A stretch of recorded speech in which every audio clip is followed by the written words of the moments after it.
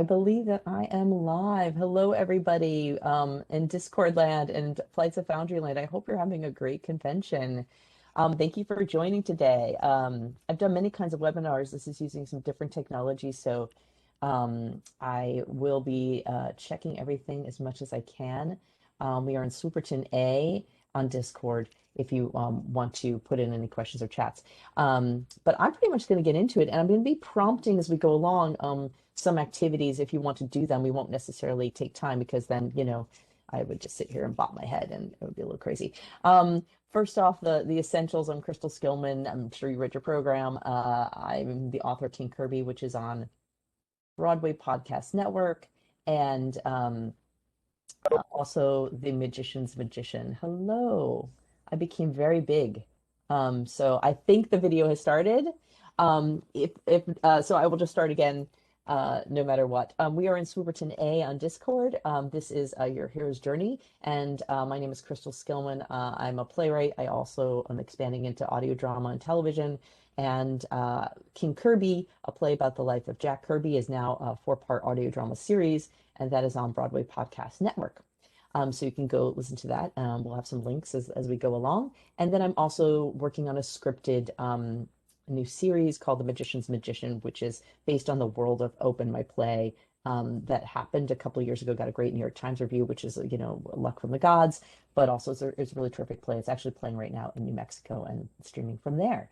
I'm so happy to be here with you today. I'm a passionate teacher about story and navigating story. There have been some amazing classes here, including with my friend Eddie Louise. I was really loving what she was teaching. So if you haven't checked it, some of that might be available on the YouTube if you've missed anything. And I think she's actually got a 1 o'clock event as well. The way it will work is that I'll share a little bit about what I found helpful in really learning more about the hero's journey, and then also smashing the hero's journey. It's a very comic book-like adventure. My work tends to be very comic book-like on stage, on film, and in audio. And it's the culture I've grown up in. Not only have I drawn from that inspiration in terms of my own work, but also my husband has written for Marvel, and I have at this point too, and we've written for Adventure Time. So the comic book world is a world that we navigate together a lot. Okay, great. Okay, great. We're going to go here. You'll see the little test that I did. Spoilers. Oh, goodness. But here we are. So as we go, there will be moments where I will be teaching out a little bit of some things that you can learn and apply. And then I'll check in for questions here as we go. So obviously, you're about to see this in 10 seconds with the version of the hero's journey I'm about to show you, but it's a journey, and I think it's as, in order to plot, structure, create, draw from story on character, and character really is the most important thing. It's the driving element and elements that will drive your story. You as a character are super important, if you're not connecting to your material, if you're not sure why you're writing it now, if it's not a burning urge in your soul to create this piece, it takes so much work, number one. So you're really going to want to make sure that that's there. I'm sure you have. But that connection to your material is really incredible. And you'll find you yourself are going on a journey along with your characters in every stage of the process, from writing to production. The way I want to just put it succinctly is that what I found over teaching this over the years and applying some of these methods myself, which again is how I had to work, in the sense that I was an experimental playwright like 15 years ago. But I came from visual art school. I came from Parsons School of Design, studying photography. So theater was my minor. And I had taken some playwriting courses, but I realized when I tried to write full lengths that I was in kind of deep waters, because I really hadn't taken a lot of structure work. Over time, I learned it was helpful to understand these terms so that I could learn how to break the rules, so to speak, in any medium, and also be able to talk with and work with producers and creatives in any medium. So the way I'm going to succinctly put it before we take a look at a comic book version of the hero's journey, which is really awesome. In a story, we're watching the characters make choices and seeing how they navigate their choices in pursuit of something. I will say as well, the pursuit of something, of course, is discovered. That's a part of the hero's journey. But also it could be an unknown discovery. It could be a resistance to discovery. So it does not, this is why we have so many different kind of characters from, the Big Lebowski is very different than the character in Get Out, right? Like these are very different characters. Plot connects the world building between the big and the intimate. When we plot and dream on story, we brainstorm, we're looking to connect the dots of that journey. So for anyone here, and maybe not so, but sometimes I've encountered, the word plot and plotting can cause a lot of stress. And so these are all the same thing, dreaming on story, brainstorming. All we're doing with plot is a little bit more aggressively turning the dial, so to speak, on connecting how the hero's journey works and how you can use it. And also can be a response to it. So, knowing what people expect from their commercial storytelling or pop culture is helpful, because if you understand that 30 minutes into a film we're looking for that crossing of the threshold moment where we can't go back in the story, maybe you don't want to deliver that, maybe you want to do an antithesis to that or something different. So I think it's really helpful to understand what the audience expects in case you want to circumvent it, and also know what they can hold in different mediums. For instance, quick example with the musical Fiddler on the Roof. In the first 20 minutes, we learn how that musical is going to work. The character can speak to us. It can break the fourth wall. We know it's about tradition. We know we can follow other scenes outside of this main character, which is Tevye. So you're really teaching the audience the rules in the case of something you're watching all together, which would be film, TV, film, musicals, plays. Audio drama is really neat because there's a lot of new, different ways you can access that with the episodic storytelling. Television, same thing. So here's like kind of a huge version of it. I will make this available to you. This is in Action Philosophers. This is drawn by Ryan Dunleavy, and written by Fred Van Lente, my husband. And it puts in these stages of the Campbell's hero's journey.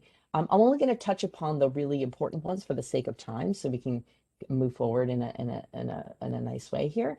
But the call to adventure is a huge one. Here we have, I don't know, everyone here is different ages, so you may not know what The Matrix is, but there was a film called The Matrix, and it's literally the call, in The Incredibles, obviously, it comes from, this situation where he's got to pretend he's not a superhero anymore. He gets this call and this opportunity, but he's got to keep it from his wife. So, this is where it really begins. In a film, you'll notice this happens about 10 minutes in. In your audio drama series, it's so interesting because it's going to kick things into gear at some point on the journey. But how you bring us into that, and how you're doing the story, is it found audio? Is it a teaser? Is it the midway of the episode? Is it something at the very end that leads to the climactic cliffhanger? So there's lots of options. Refusal of the call is obviously the hero resisting, and so I would say these two go together. You usually do either one or the other. Here, notoriously in Star Wars, the character did not want to go on the journey at the very beginning. Crossing the first threshold, and we'll see if we can zoom in here as we go. I think we can. So I can move around a little bit for you guys. Ooh, oh, or not. Oh, here we go. Crossing of the first threshold, here we're using Spider-Man, the older version, as an example, but it's the moment that I mentioned where the character can't go backwards in the journey. So this is a big, huge moment. 8 is great too, and obviously in a lot of fantasy, we have this this stage. In musicals, it's called the mentor, the meeting of the mentor. Some musicals don't really have that anymore because, Wicked has it in spades, but some don't have it anymore because we don't have as much elders giving advice as we used to in musicals. But anyway, it's the moment where you can't go backwards in the journey. So once Peter Parker becomes Spider-Man, he can no longer just be Peter Parker. With great power comes great responsibility. Once his uncle is killed, he's not going to go back. He lives a dual life, and he's made that pledge. So we can't go backwards in the story. The belly of the whale is my favorite stage, and it's where a character is stuck and they have to make a choice to get out of it in a strong way. In many cases, plays often end up being, or audio dramas can end up entirely being the stage if it's caught and it's about one character getting out or the other. Road of Trials, I like to show this visually just to remind us that it's in the obstacles. If you find that you can't figure out your next plot point or your next moment of action or what to do, and by the way, you can apply this to life as well, it's because the obstacles aren't strong enough or you're not aware of what the obstacles are. That happens to us often in real life. We haven't really discerned the situation because we're in the situation, and we're not outside of it. And so without understanding the obstacles, we don't really know what to do. This is a great stage. It's something that I feel like the other stages take care of very well. So I'm going to kind of skip a little bit here. Um, the boon is like it's some kind of reward. Obviously, this is usually a huge climactic moment between the antagonist and antagonist. We're going to get into that a little bit here. Um, there's a huge kind of reward. This is not the MacGuffin. The MacGuffin is a different kind of device, which I will mention a little bit later, which is a plot point of we all know what MacGuffins are, but something that the character is pursuing. It's more about what the character reveals in pursuing it, and all the characters revealing, as opposed to the thing itself. And the Avengers, the Tesseract, the stones, the Infinity Stones. Um, that's what Tesseract. That's who. What am I saying? God, what a bad geek. Oh, it's early, you guys. But obviously with the stones, that's what's going on in the Avengers. Um, you know, magically, usually there's some kind of soaring moment of getting back. You at some point, this is a lot of the pandemic for me, of forgetting of why you went on the journey in the first place, and you come back and you're not the same. So, what I tend to do is that one of the processes I have that I think might be helpful, if you're not doing it already, zoom in. It's going to zoom in, it's going to zoom out. Here we go. Is work on this 3 to 5. I mean, this is what we call the short synopsis, obviously. I think if you can get to the log line first, that's freaking awesome. You are the best. Um, but um, but at some point, like when I start to blurb, actually, before when I first have an idea, this has been crafted a little bit. This is going to be the audio drama series. But when I do this, I just try to remind myself that there's a lot of cause and effect, but and this and what if and suddenly, and I just try to like sit and do that and just see how it connects for me, just in a narrative before I even sit to do plot points or anything like that. So this is a bit crafted, but I would do some kind of version of this early on. Um, so this is when I teach the art of the audio drama pilot. These are just some tricks that I teach, and I think they can be helpful for us today.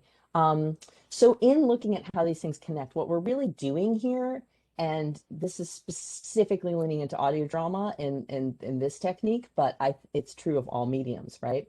So we just remind ourselves that we tell the story in film, obviously by the camera. We tell the story on stage by the actors, uh, trying to reach the audience live. A single tear falls is going to suck on stage because we can't zoom in on that, but we could zoom in on a film. That's going to be really beautiful. And TV obviously is also images, but we have the episodic element to it, which is quite different. And audio is in your ear. It's a very intimate experience, but we also can go big, right? We can have anything happen. Dragons can come in, and you can do that in any medium, but we don't have to see the dragons necessarily, which is really great. But it's a relationship between the world and that world building. And I'm sure everyone here is terrific at world building and character, but it is that relationship between world and character. I'm sure you found that. So it's a relationship between the epic and the intimate. And so we're always kind of looking at those elements when we make choices about what our characters are doing in our stories.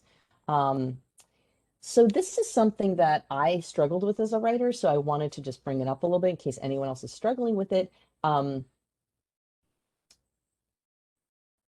had trouble discerning the difference between a plot point and a detail because I'm very detail oriented. And sometimes I thought things were moving the story forward, or maybe an action, right? But the action wasn't as strong as it needed to be for it to be a plot point.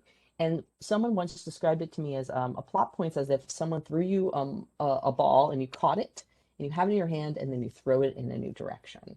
So they're not every nail in this room, but they are the main nails that hold the room up. Um, so this is a very simple cheat that I feel like all ages I've taught it, and it's kind of terrific. And I do it myself. I actually do it in 5 blocks, almost like storyboarding, rather than these 1 to 5 things. But here's the trick in doing this of just thinking of what your main 5 plot points are. I don't know why 5 always works, but it does. And it can work in any medium. Like even if you're looking at your full season, you could do all 5 of something. You could look at the 5 for a half-hour episode of an audio drama, television, or even a feature screenplay. Meaning, like it's just making you focus on if I don't have these things, the story won't work, which is what the plot points really are. here's the secret. I don't know if you guys know this trick, but I just love it. And so you could do this in plotting, even if you want to go beyond 5 points, or in talking to yourself and communicating. You do number one first, and then you skip to five. So obviously I've used here Jack and the Beanstalk as an example. So it makes you go, wow, how do I get from one to two? How do I get from two to three? How do I get from three to four? How do I get from four to five? So this eliminates, and of course you're not necessarily writing Jack goes and gets some bubble gum, but it eliminates the desire to do anything small that might be masking itself as a plot point, or so emotional you think it's a plot point, but it's actually not moving the story forward, which sometimes happens. And I'll check in on the chat here in just 1 second. But also, every scene needs to have a turn, right? So something has to happen in that moment, and this helps you understand that turn of what happens is what makes this next scene happen. The other thing that I had to learn was that often I was resolving my scenes, and if you resolve a scene too much, there's no reason for the next scene to happen.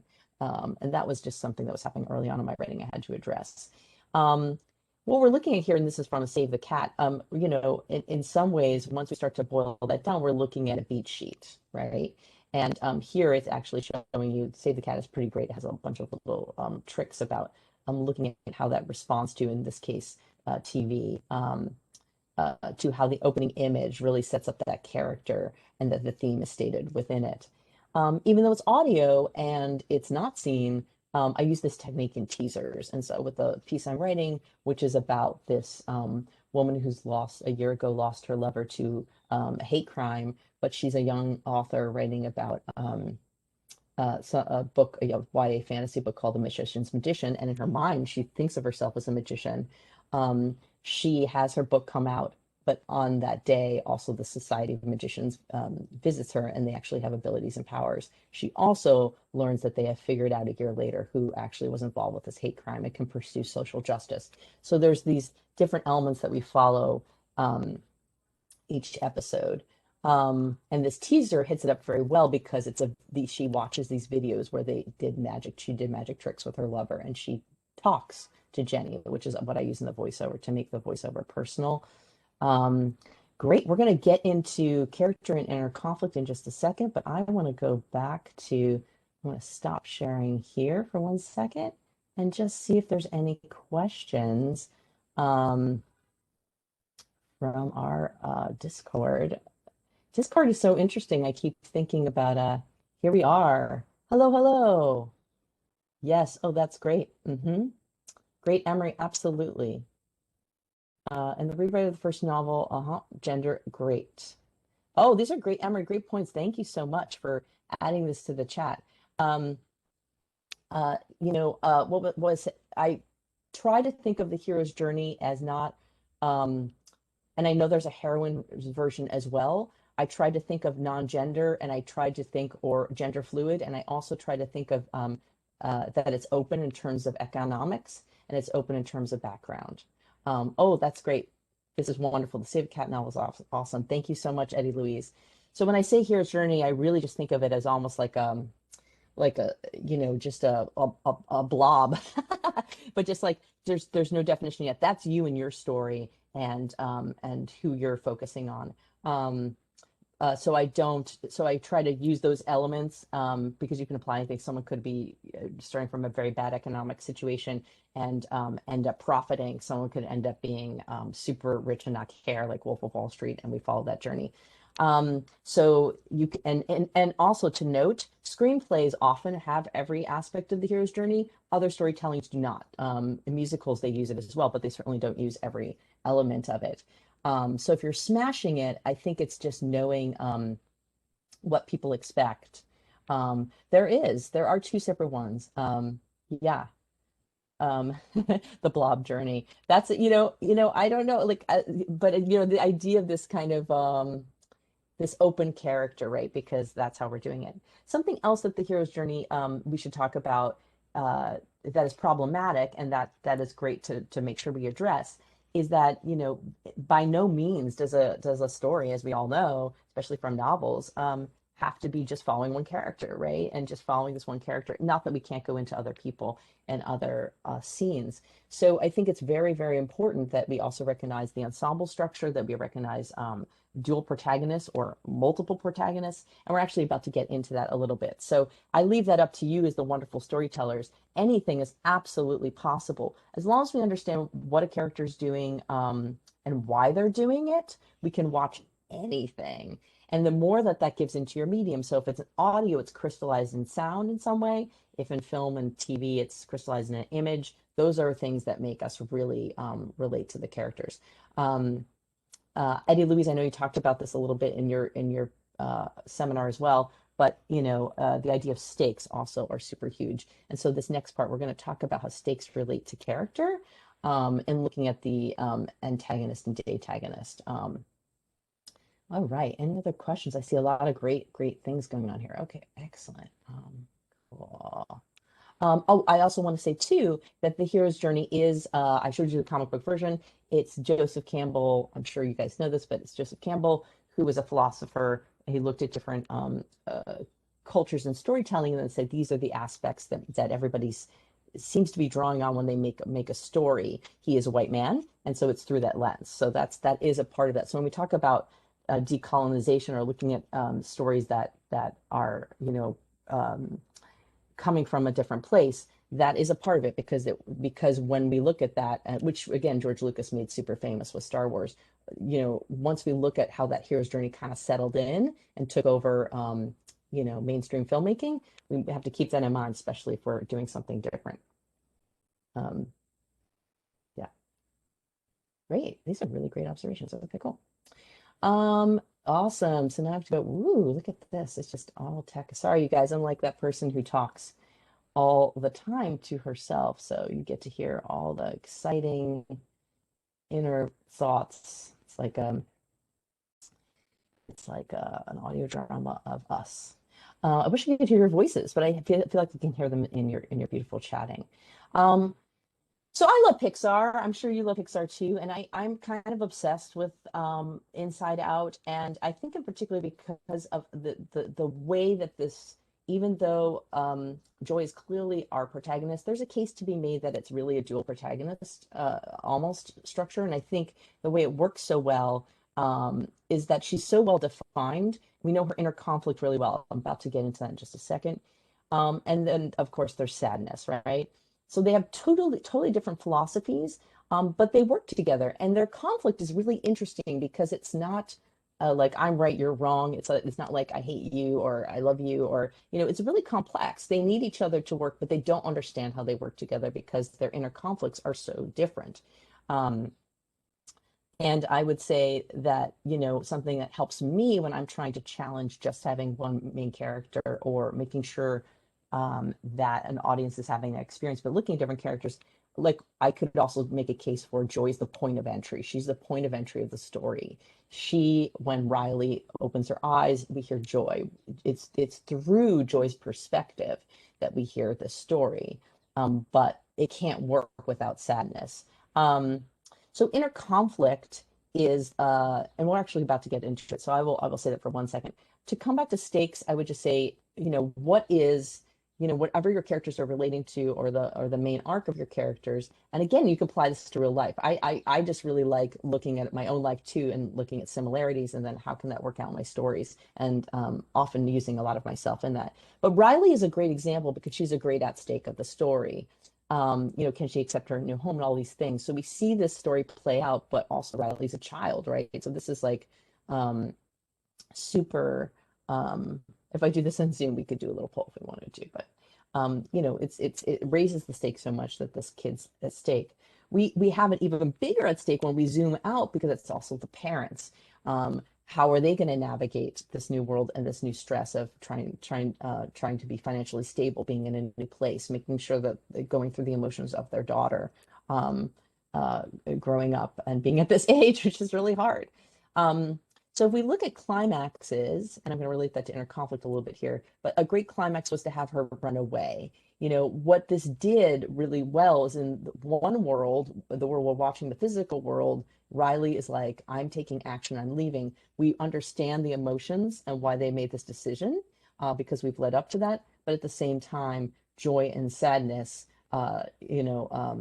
have an opportunity to get these memories back to these core memories. Joy panics when sadness touches one of them. They start to, and of course, everything's crumbling around them. It's very climactic, but touches one of them and they start to turn sad. She goes, she needs to be happy. So this is where we get to the inner conflict and why Joy makes that decision.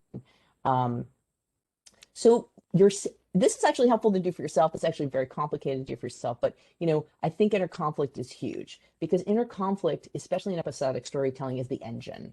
It's what's going to keep things going episodically. Inner conflict is also important to seeing things in one sitting, like a film or a musical for sure. It drives, but episodically, we can't even have other seasons if we don't have an inner conflict. So the way I would put it is this resolution of a story comes from one of the main characters resolving their inner conflict. They either get one thing, right? You either get this, yes, the world changed and like superheroes are secret, but either they're going to live like this and give over to the natural world, however, or the ordinary world or the muggle world, or so to speak, or not having superpowers. But that's not who they are. This is a denial. Look how, I mean, I love the physicality of this too. They're all inward. They're not connecting, arguing, all this stuff. So they're either going to accept that or this. Here they're full. They're themselves. This is who they need to be, but how can they live in this world and navigate those things? So that's where inner conflict's so important. Sopranos is just a really easy model to look at. But also I May Destroy You has the very, very similar ones where, you're either going to get one thing or the other. And the pursuit of knowledge and the transformation happening and I May Destroy You, each step of the way, she has to check in with herself and say, can I go there? And how does that affect my book, my writing, my friendship, the world around me? And we also go into other characters there as well.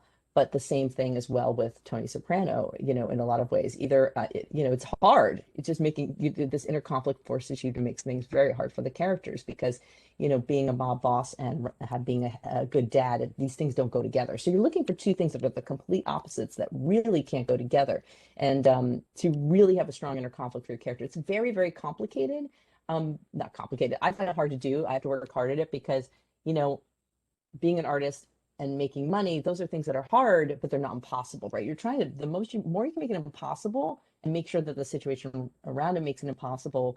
It's really great. The superhero stakes are the world itself, but also it's internalized in Jack Jack. So externalized in Jack Jack. So again, that's a very similar thing with the kid, but that's pretty cool. These are other notes you can make for yourself. And I'm going to check in here in just a second. But when you do those 5 points, you'll notice number 1 is going to usually be exposition or getting started. Number 2 is rising action. Number 3 is going to be the midway. And number 4 always ends up being the climax, of course, because we have to get to 5, which is the resolution.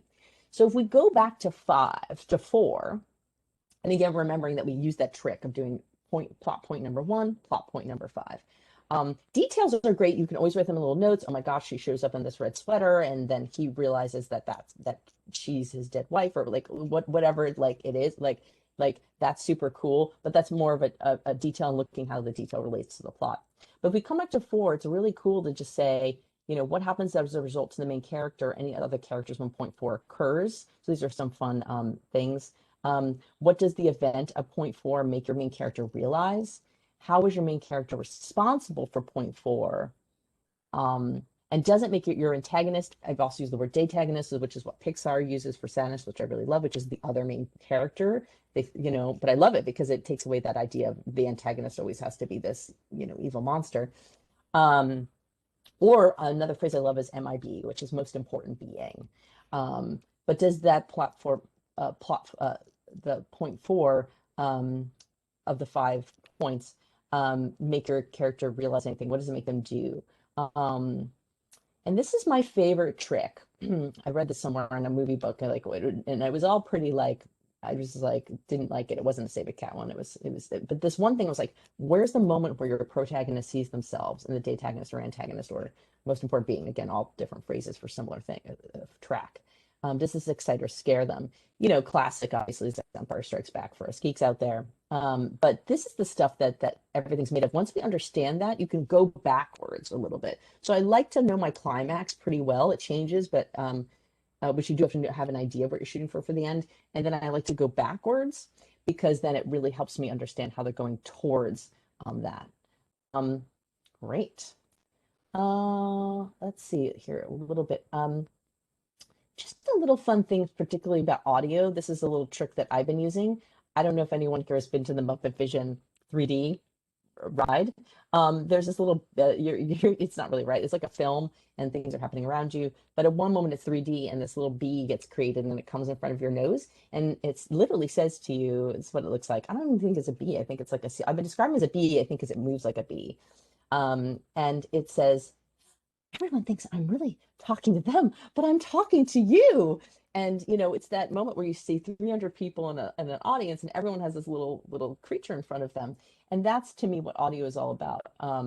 It's that moment of intimacy. And whether it's audio or another kind of format, or medium that you're writing for, it's all about discovery. So all this plotting and is it a detail? Is it this? How does it move? What episode is this in?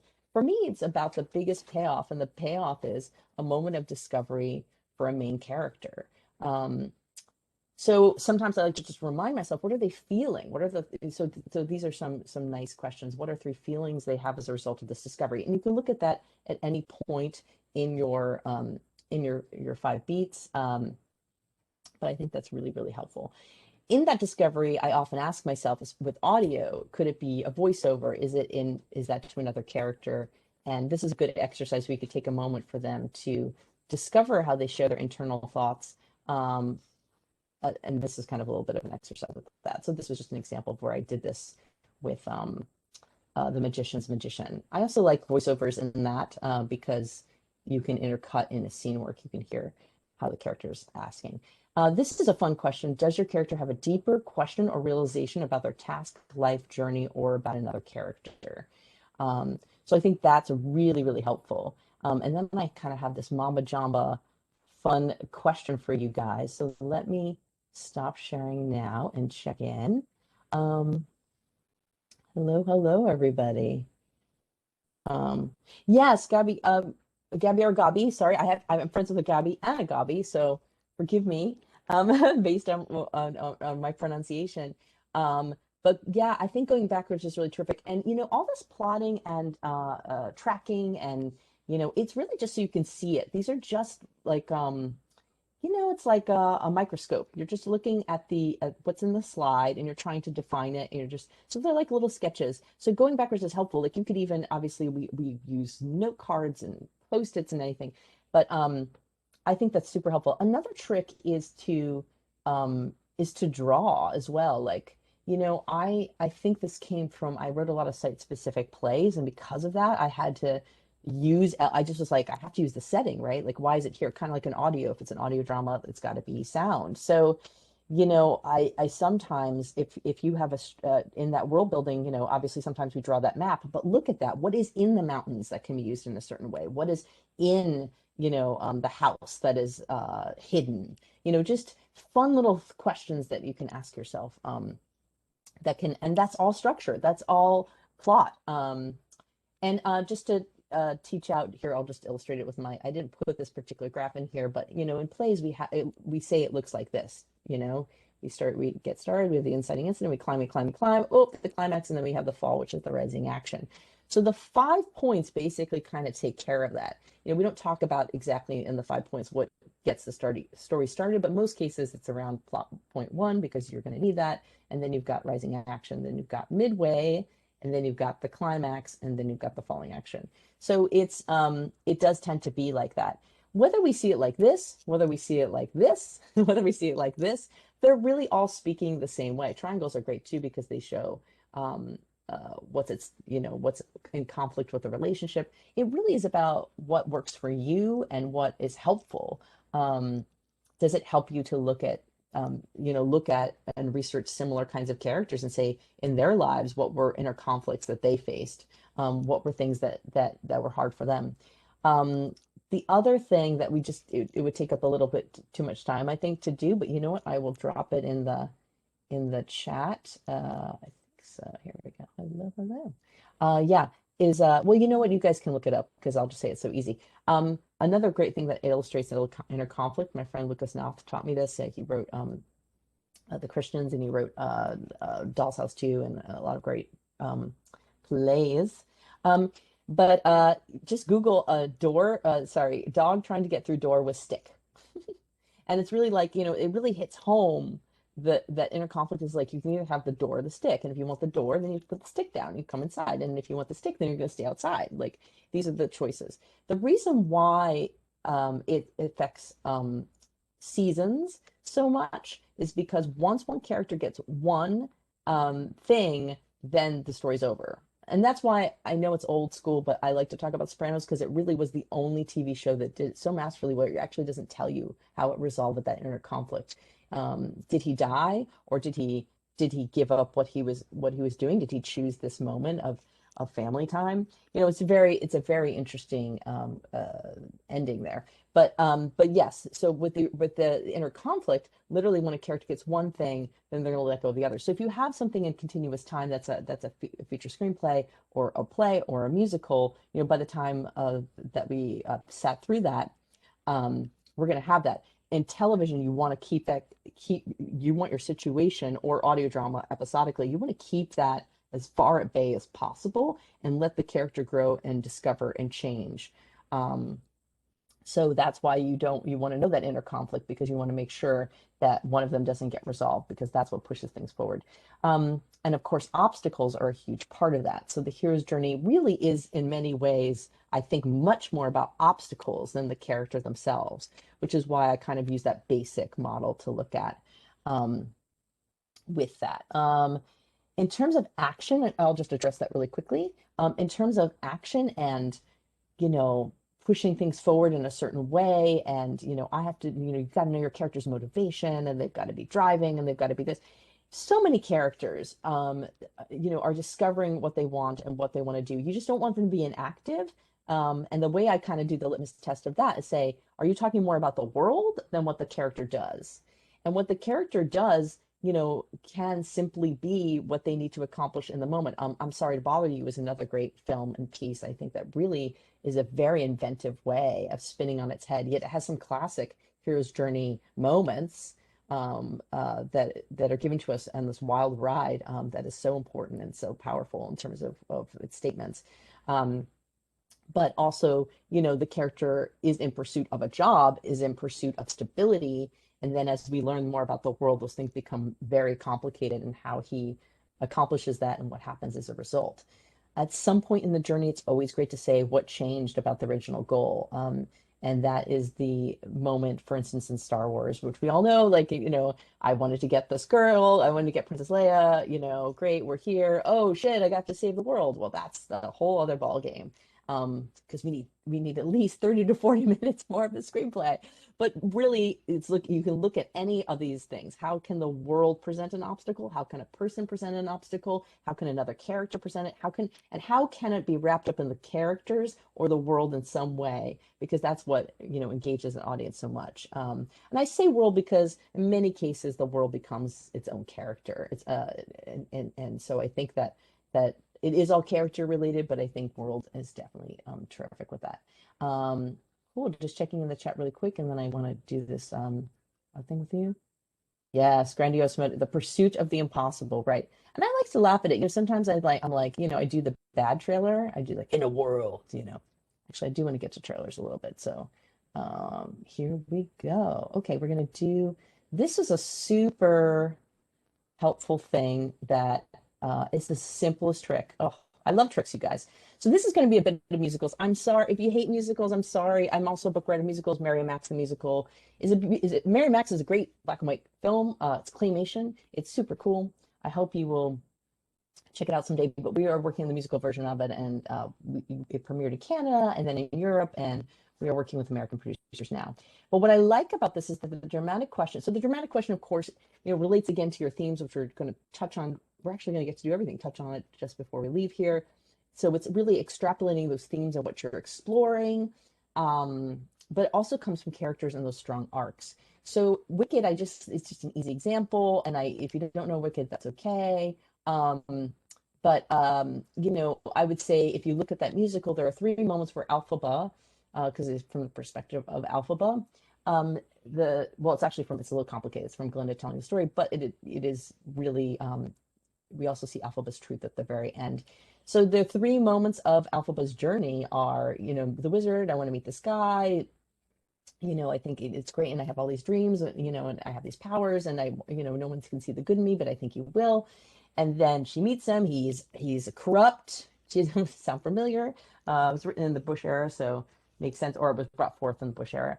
Um, uh, corruption. I'm going to fight against that. I'm going to bring this guy down. And then but I literally am using terrorist tactics to do it, which we don't explore as much in Act Two, which is why Wicked kind of falls apart a little bit. But there are these three moments are the wizard and I, defying gravity, and no good deed. So those are stories that have been songs that have been externalized that give us a hook to hang everything on. When we wrote Mary Mac's musical, we came up, Bobby Cronin, the composer, who's really terrific, also did music for King Kirby, the audio drama, came up with those three pivotal moments first and wrote them, actually. And that actually is in the spine in which helped us write our show.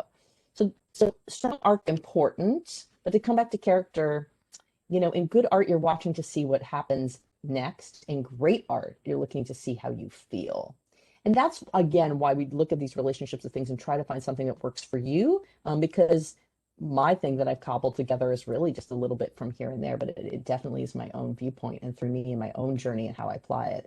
There are things that I'm more passionate about than someone else might be, because I grew up as an only child with two hippie parents. And so the world is always fascinating to me because I had to learn a lot of things like manners and things like that. Oh my goodness, the way I describe them. A strong dramatic question, though, about the piece, right? The themes that the character, or the main theme that the character is trying to explore, is externalized between the two main characters at some point, or maybe the two lead characters you're following multiple arcs. And so I'll just tell this quick little story. Moss Hart had written Act One, this play. He's super, he had the best scene ever. It was very farcical. It was very exciting. And Act One is actually about this, where he mentions this play that he was working on. And the audience came away from that. It was near the last scene of the play, and the audiences seemed to love this play. And then they left, and they were like, "I don't like it. I don't understand what happened. I didn't dig it. It left me spinning." And he was pissed off because he was like, he said to the director, "This is my best scene. I don't understand it." And he said, "You know what? I think we need a break from the hullabaloo." And he threw out that scene. He came back in with a two character moment, and in it there's a question and answer which articulates the theme. So this is something that Jack, in his book The Secret Life of the American Musical, kind of unpacks in a chapter, which I thought was really helpful. And I think it applies to all storytelling. So I know I've talked a little bit about musicals, but I'm using an example, one of the masterpieces, which is Gypsy. And so in this moment where this mother and daughter have had this friction their whole lives, for different reasons, and yet she has thrust her into stardom. Clearly she wanted that stardom, but the stardom has come out differently than she thought. She's a burlesque star. She confronts her backstage. This is near the climax of the piece. We've watched Louise grow up from a little girl as well, and come into her, it's a really great feminist piece, come into her feminism as well. You say, "I fought my whole life." I fought your whole life. So tell me, what did I do it for? "I thought you did it for me, mama." These two lines are the show. And so this is kind of also using that technique of, do you know this question and answer? Not that you have to stick with it. It's going to keep changing. That might happen later in your series, or in the last part, or the near the end of the storytelling, because it's going to articulate a lot to you about what you're writing and what it is. So, Caroline or Change, I'll just also use this, also has this really one. If you don't know this musical, it's really incredible. But we can see here's the beginning of the show where these two characters are so intimately related. and here they're farther, they're very far apart and distant. Everything has changed. Carolyn has been told by the mother that she can take change home to her kids, that the kid she's taking care of, Noah, leaves in his pockets. However, when he leaves a $20 bill in there, in the climax of the piece, this causes them to say very hateful things to each other and explores that. Um, how the system itself has failed them, and how they have, and he's only like 6 in the show, and how this fails the relationship, and how this fails society in a lot of ways. But and it also follows Carolyn and her story. It's articulated here in this great question and answer. Noah, will we be friends then? Well, so to go back, this is a fantasy where they're talking later after this fight at the end of the show, and Carolyn says, "Someday, I'm sorry I hid from you. Someday you won't. Someday we'll talk again. Just gotta wait. Will we be friends then? We weren't ever friends." And so that's the reality of the situation, is that they were living with one idea, but it was really another. There is hope in the play, though. In the second question, there's actually two. Um, Later, Noah says about sharing cigarettes, a little thing they had that goes, "Do you miss sharing a cigarette?" And he didn't really smoke them, he pretended. And Carolyn said, "You bet, Noah, you bet I do." So there's something that they did get from each other in that relationship. So I would say another little trick is, like, whatever you're writing, what's the question or answer? What's the that again, it may work into the piece, it may not, but I feel like that's really helpful between the two main characters, that articulates um, that inner conflict, that big, quandary between them, and how they didn't see things the same way, and they couldn't, and don't even in that moment. Um, Last thing I will say here, I found it really helpful when writing King Kirby. Uh, I realized when I was making our teaser, our trailer, I was like, ooh, um, uh, I storyboarded a lot. And I was like, gosh, that's kind of cool. I should do that earlier. So I love vision boards. King Kirby is about the art of Jack Kirby, and why you know Stan Lee's name more than you know his. So, the idea of these images from New Gods, some of them are already being used in posters with the play. It's helped me. I gave those images to our composer, Bobby Cronin. I talked about how I wanted the sound to be modern. I wanted it to sound like Danny Elfman or a Marvel sequence. And so through those pieces, we kind of, if it was a question and answer here, it's like, they have this big dream sequence where Stan Lee confronts Jack Kirby. Oops, spoiler, so I won't say what happens, but it's in episode 4 if you listen to it. And there's a big question and answer in there as well. So I find that can be super helpful, and that's just a little bit of that. So those are some tricks. Those are some things that I've used on my hero's journey, and I hope as you investigate yours, and also in working with your characters, be helpful. Let's see here. I'm going to go back to Discord. We just have a couple more minutes. Any questions that you guys are struggling with? Anything? What I love this about drawing. Great, Gabby. That's awesome. Any questions or anything that you feel like you want to share that was really helpful for you in your storytelling? Um, Feel free to type.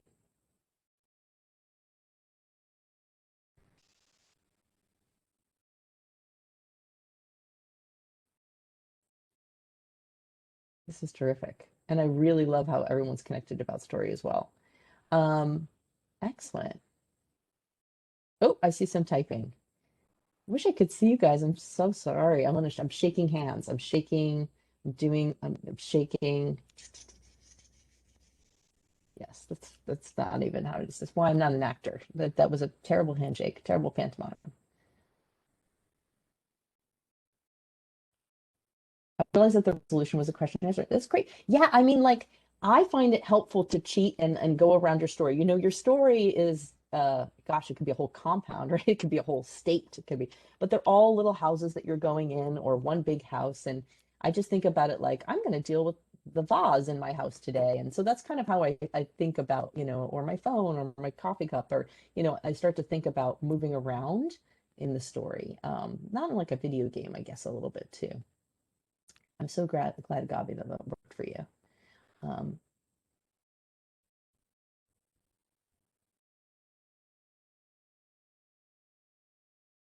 and that was specifically for if you're watching this YouTube later, and if it's 50 years later and you're like, I found this YouTube about about storytelling. We were talking about the question and answer. Eddie Louise, oh great. This is great. Thank you, Eddie Louise. I envision plot points as tent poles. They are not the story, they're framework that holds the story up. Yes, I said nails, but absolutely tent poles, tent poles, tent poles. Um, it's so important. But that, what Eddie Louise is also saying there is that when we know the tent poles, it makes the fabric so rich, right? The details are why we tell the story. The details are what make the story so beautiful and wonderful. The tent poles support that, but it's hard to have a lot of details and try to figure out the temples. Sometimes it's easier to figure out the temples first, then do details and go back in, or that relationship of that for yourself. Um, does your inspiration start with the image? Absolutely. This is great, Carol. This is so great. Um, Rapini, does your inspiration start with an image, question, or a conflict or something else? Yeah, we've got a great responses in the chat, and I would say yes to all. It depends on the story. Sometimes I know the dramatic question from the very beginning, and that's what the whole piece is spurned by. Sometimes it's the character. In the case of Open, the character of Kristen in that show, and the world is what made the audio drama producers find me and want to create a show. Um, I love Gabby's. I've never imagined stories as little houses where you pick things up. Yeah, it's fun. I do. I talk of that's a little bit how I talk as a dramaturg as well, because I think it's very important when I'm walking through someone else's story to respect it. And I'm not going to go around and move stuff. Like there's a reason why it's there. So all we do is ask about what the intentions of the writer were, and then we're trying to honor that because someone else's house is going to be built differently than my house. Um, I also think of the story as a circus tent, poles of different lengths for Eddie. Yes, I love that image too. Yeah, I do always picture that too of the putting of the circus coming together and that teamwork of putting the tent poles together. Eddie, Louise, I think also what you're saying too is like really beautiful about uh, a writer's room. And a writer's room really comes together with the goal of breaking the story, um, and working together. And there's a process for that. Um, but they're also working on that. They're working on, what are those actual tent poles? What are we? They know basically what they're going to see week to week and all that stuff that's already there, but they're exploring how and why. Oh, yes. Once you have the first thing, how do you expand? Eddie Louise, so this is with the 5 points. Once you have the first plot point and you skip to five, how do you expand? Um, I look at them as speaking, I keep reorganizing them, Eddie Louise, um, as to those are the main things that I want to make sure are in there. In terms of expanding, then you could, make little lines to little extra moments. I wish I could draw. I mean, I'm not as good as the whiteboard, but if I did it with blocks or stones, Karen Hartman, the playwright, taught this trick. You do you draw a river, and then you put those 5 blocks in there. You can apply my trick, which is doing the first block first of story, a plot point, skip to five, and then that's going to kind of make the other larger ones speak to you. Then you can look at what's in the sky or the soil. And so the sky can be different, maybe themes and aspirations of the piece, and then the soil can be more grounded things like objects or physical things we see or sensations that we encounter.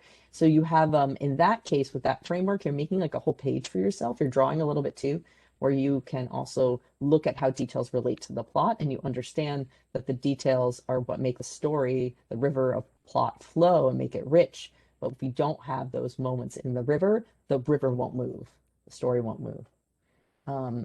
So sometimes I do that as well. Sometimes I struggle with keeping the temple too crowded. There's so much I want to explore. So Gabi, I think that's what I like about this technique is that it then makes you understand, well, what is going to pay off those bigger plot points. Yeah, the river. I love the river flowing. Karen Hartman came up with that, and then Francine Volpe was teaching it for TV class in a certain way too. Is plot point the start of its own or the absolute? Yeah, well, these are blocks, right? So it's like how you would describe it in that one sentence, but it's probably like depending on your medium, could be like 3 to 10 pages, depending on the medium. Like it might be 10 pages in a play, it might be 3 pages or 1 page in an audio drama or a half-hour TV show. Um, so it is the resolution, but again, it may not happen in 1 second. um, you can keep, I think it's important. Pixar also says that. I'm sure everybody here knows the Pixar story rules, but if you don't know it, You can just Google it. It's very easy. They're awesome. And one of the ones that says is know your ending up front. And I think that's super, super helpful. Can you change it? Yes. Here's another trick. If anyone's having trouble with trying to top themselves, which Gabby might happen if you have a lot of details as well. If you feel like the first part of your story, or at some point in your episodic planning or in your pilot, if you feel like you can't top something and it's amazing, like I was working with one writer and she had a house, a prison levitate. It's incredible, and it's about social justice, and I mean it's just so important, and it's such a good piece. And it's about this little girl who goes to visit her mom in prison, and the prison levitates, and then she's in control, and then she told me this whole other second part of the story, and I was like, wait a minute, this is none of this is as exciting as when the prison levitated, you know. So to me, that should be what you're working towards. But she had it more of the climax of the first. She didn't have it as the climax; she had it as the midway, really, or rising to the midway. And it was too early, I thought. I thought if you can't top it, then you should move it to the climax. And then maybe we're missing some of the details and rich moments of discovery before we get there, so we can really understand when we get there. So sometimes it's shifting things around. So by saying, I think this is the resolution, it'll force you to move things around. It should change all the time, because, as you're creating the story, it may change for you, but to know what you're shooting for is helpful. Yes, you can use the five plot point in each scene. Yes. Oh, great. Great question. I do this. Great. I do the 5 points or the stones in the river as either for the whole piece or whatever medium you're working in, um, which is helpful because when you have our screenplay, it's so long. You're like, God, how do I really focus on that? I know I have these hero journey moments, but how do I focus on the five essential things? Um, but also, you can do this for scene work, for a 3-page scene. Another way I would think about it is that that was helpful and taught to me that I've been using is that, about every page and a half, and I would say this is true of every medium, some come faster than others, about every page and a half, at least 2 pages, a new beat of action should happen. And so it's those beats of action that move the story forward, right? It's a turn of the scene in a scene that make the next scene happen. So if you start to look at scene two and it doesn't affect anything in scene three or later in the story, it doesn't necessarily have to be directly then you can, if you can remove the scene and it can work, then that means it's not essential. So sometimes you might not know that till you write it and realize it, and then you can go back to your 5 points, or you can go back to something, however that works for you. There is another way to do the drawing thing with my hand seems to be working. You can also do, and Eddie Louise was talking about, had these great diagrams too about overall arcs of story and at different moments in the journey where things would happen episodically. Um, but I would say with character, you can do a specific character dramatic arc as well. It's just a half moon. It's all it is. It's really easy, and you can just cross hatch it like a little like a tennis match between two characters. She climbs through the window. He calls out for his parents. She, convinces him to be quiet because if he helps her cheat on this test, she's going to give him these tickets to a concert. They start to work together, but he realizes he has feelings for her. She gets embarrassed. So there's just a crosshatch of cause and effect between the characters, and you have one character on one side of the arc and one character on the other. Um, Another trick with that would be at the beginning of the arc to say where they begin at the story and where they end at the story. And then as you cross hatch it, you can kind of realize, oh gosh, that's where I want them to go. And again, I like to try to go for extremes. If a character starts one place and ends up in another place. Um, Great. Oh, Gabi, in your current story, the climax is a very retrospective scene. The events to get there are very action filled as the character goes through various nightmares. So I'm struggling with how to make the climax as well climactic enough. I wouldn't worry about that, Gabi. It sounds like you've got that really under control. I think just try to make sure you have the pulse on the viewpoint of the character, the what the character's feeling and discovering, and we remember, and this is something I always have to remind myself, we are watching to see the choices that the characters make. We're not actually watching to see the events. So the events are really important and amazing, and they're great. And I guess that would be the difference between sometimes, like, no disrespect, like the Justice League new movie is a musical. I really enjoyed it, but I'm not sure I'm tracking as much the choices the characters are making as much as the world and the intensity of scenes. Um, And I really think that's what gives an audience satisfaction, is seeing those. What is the character going to do? We always want to be in a position of what is the character going to do? What is the character feeling? What is the result of what they're doing? Um, and I think we're out of time.